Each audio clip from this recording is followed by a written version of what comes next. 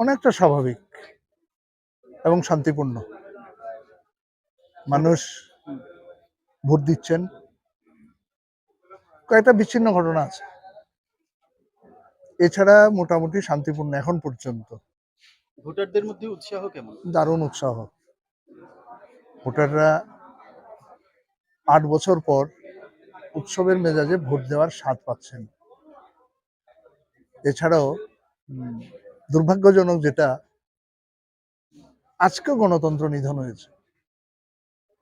ধর্মনগর বিধানসভা কেন্দ্রের ৬ নম্বর বুথ সোনারের বাসা, সিপিআইএম প্রার্থীর ২ জন এজেন্টকে ভয় দেখিয়ে, হুমকি দিয়ে, প্রাণ নাশের ঘোষণা দিয়ে তাদেরকে বের করে দেওয়া হয়েছে।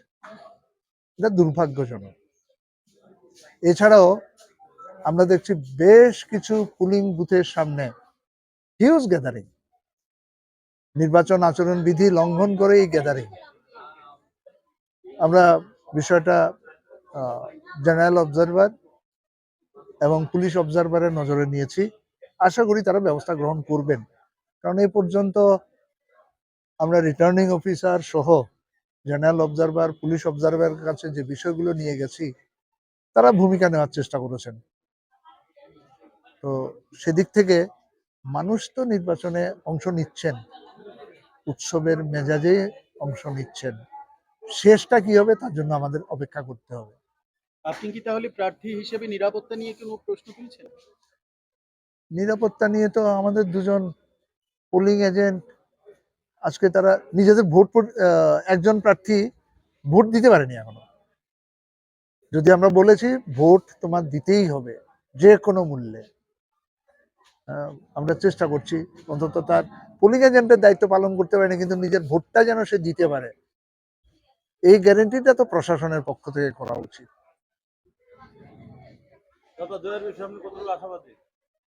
আমরা প্রথম দিন থেকে বলছি গণতন্ত্রের জয় হবে, জনগণের জয় হবে, বামপন্থার জয় হবে। মানুষ মুক্তি চাইছেন, দুঃশাসনের অবসান চাইছেন। সেদিক থেকে মানুষের এই যে অংশগ্রহণ, এই অংশগ্রহণ মুক্তির পক্ষে, অপশাসনের অবসানের পক্ষে, শান্তি, সম্প্রীতি এবং সমৃদ্ধির পক্ষে। আপনারা সবাই ভালো থাকুন এবং আপনাদের মাধ্যমে সমস্ত নির্বাচক মণ্ডলীকে আমরা অনুরোধ করব, আমরা আমাদের আন্তরিক শুভেচ্ছা অভিনন্দন জানাচ্ছি। নিজের ভোট নিজে দিন, যাকে খুশি, যাকে পছন্দ, যে দলের রাজনৈতিক কর্মসূচি পছন্দ তাকেই ভোট দিন, কিন্তু নিজের সাংবিধানিক ভোটাধিকারটা রক্ষা করুন, জীবন জীবিকার জন্য, বাঁচার জন্য, সভ্যতাকে বাঁচিয়ে রাখার জন্য।